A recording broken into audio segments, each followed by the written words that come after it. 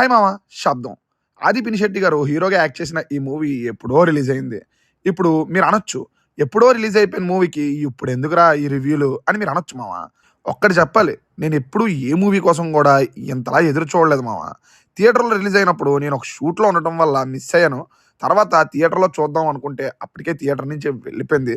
ఓటీటీలోకొచ్చాక చూసేద్దాంలే అని అనుకుంటే నెలలు గడుస్తున్నాయి గానీ ఓటీటీలోకి రాదే.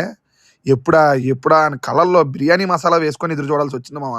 ఎన్నాళ్ళో వేచిన ఉదయం అన్నట్టు ఇప్పుడు జీ5లోకి స్ట్రీమింగ్‌కొచ్చేసింది మామ. మరి ఆగుతానా? ఇప్పుడే చూసాను. చూసాక నాకెలా అనిపిచ్చింది అంటే వెయిటింగ్ వర్త్ అనిపిచ్చింది మామ. ఇంకా ఎంతోమంది ఈ మూవీ చూడలేదు అని నాకనిపిస్తుంది. అందరూ ఇమ్మీడియేట్‌గా చూసేయండి అని మాత్రం చెప్పగలను మామ. సినిమా నన్ను భయపెట్టింది. అరే! ఈ పాయింట్ ఏదో భలే కొత్తగా ఉందే అని థ్రిల్ చేసింది. 'శబ్దం' అని టైటిల్ పెట్టినందుకు సౌండ్ విషయంలో ఎంత వర్క్ చేశారు కదా అని కూడా అనిపిచ్చింది. మన 'టెడ్డీ' అన్నది ఇదే కదరా బెస్ట్ ఔట్ అని కూడా అనిపిచ్చింది మామ.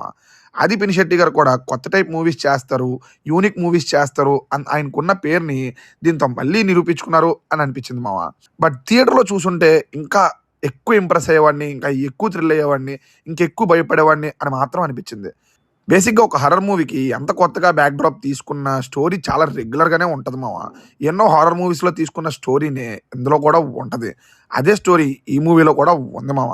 బట్ ఆ స్టోరీని సెట్ చేసిన పొజిషను, సేమ్ టైమ్ దానికి తీసుకున్న థీము ఏదో కొత్త రకం సినిమా చూసాం అన్న ఫీల్ అయితే కలిగేలా చేసింది. యాక్టర్స్ అందరూ బెస్ట్ పెర్ఫార్మన్సే ఇచ్చారు.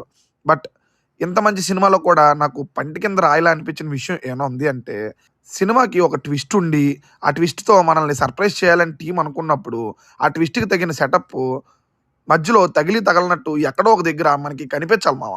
తర్వాత ఆ ట్విస్ట్ రివీల్ అయినప్పుడు ఒడ్డియమ్మ ఇదా ట్విస్ట్ అని మనం ఫీల్ అవుతాం. ఆ ట్విస్ట్ కూడా మనల్ని సర్ప్రైజ్ చేస్తది. అలా కాకుండా ఆ ట్విస్ట్‌ని ఒక యాక్టర్‌ని బేస్ చేసుకొని చూపిద్దాం అని అనుకుంటే మాత్రం అది దెబ్బ కొట్టేస్తది మామ. ఇక్కడ కూడా అదే జరిగింది. సేమ్ టైమ్ ఫస్ట్ హాఫ్‌లో కొన్ని చోట్ల సినిమా చాలా స్పీడ్‌గా ఎళ్ళిపోతుంది. అర్థం చేసుకోవడానికి వీలు లేకుండా టైం అయిపోతుంది అని అనిపించింది మామ. సౌండ్ థెరపీ అనే ఒక కాన్సెప్ట్‌ని ఇంకా బ్రీఫ్‌గా చెప్పుంటే బావుండు అనిపించింది. బేసిక్‌గా నాకైతే దాని గురించి ఏం తెలీదు. Zero knowledge. నాలాంటి వాళ్ళు చాలా మంది ఉంటారనేది నా ఫీలింగ్. వాళ్ళకి కూడా అర్థమయ్యేటట్టు బ్రీఫ్‌గా చెప్పుంటే బావుండు అనిపించింది మామ. ఇక ప్లస్‌లు, మైనస్‌లు తెలుసుకునే ముందు స్టోరీలోకి వెళ్తే పారానార్మల్ యాక్టివిస్ట్ అయిన హీరో ఆది పినిశెట్టి గారు ఒక హాస్పిటల్ కమ్ మెడికల్ కాలేజ్‌లో దెయ్యాలున్నాయని తెలుసుకొని వాటి పని పట్టడానికని అక్కడికి వెళ్తాడు. ఆ తర్వాత అతనికి ఏం తెలిసింది? అక్కడ ఏం జరిగింది?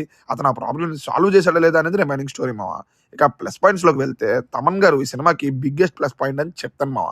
మ్యూజిక్, ఆర్ఆర్, సౌండ్ డిజైన్ అన్నిటికి తమన్ గారు 100% ఇచ్చారని చెప్తాను. ఆది గారి పర్ఫార్మెన్స్ కూడా బావుంది మామ. ఫ్లాష్ బ్యాక్ రెగ్యులర్‌గానే ఉన్నా అందులో చెప్పిన విషయం నాకు కొత్తగా అనిపించింది. నేనెప్పుడు వినలేదది. సో, నన్ను ఇంప్రెస్ చేసింది. టెక్నికల్‌గా సౌండ్ అని చెప్పొచ్చు మామ ఈ మూవీని. కొన్ని సీన్స్ ఉంటాయి చాలా భయపెట్టాయి నన్ను. స్క్రీన్ ప్లే కూడా సినిమాకి ప్లస్ అనే చెప్తాను. టైటిల్స్ అప్పుడు ఒక సాంగ్ వస్తది. అది నాకు నచ్చింది మామ. సినిమాతో డైరెక్టర్ గారు, హీరో గారు, మ్యూజిక్ డైరెక్టర్ గారు మళ్ళీ రెండోసారి సక్సెస్‌ఫుల్ సినిమాని మనకిచ్చారని నేను చెప్తాను. ఇక మైనస్‌ల గురించి చెప్పాలి అంటే ముందే చెప్పినట్టు కాన్సెప్ట్‌ని చెప్పేటప్పుడు ఇంకా కొంచెం డీటెయిలింగ్‌గా చెప్పుంటే బావున్ను అనిపించింది.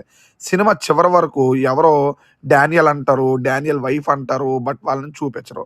సో, చివర్లో వాళ్ళని చూపించిన ఆ క్యారెక్టర్స్ అంత ఇంపాక్ట్ ఇవ్వవు మామ. ఎందుకు అంటే వాళ్ళ పదాలు వినడమే తప్ప వాళ్ళ క్యారెక్టరైజేషన్స్ మనకి తెలీదు కాబట్టి. అలాగే క్లైమాక్స్ ట్విస్ట్ పాస్ అయిపోయేటట్టే ఉన్నా నాకైతే వర్కౌట్ అవ్వలేదు మామ. ఒక రకంగా ఆ ట్విస్టే సినిమాని రెగ్యులర్ సినిమాగా మార్చేసిందని కూడా చెప్తాను.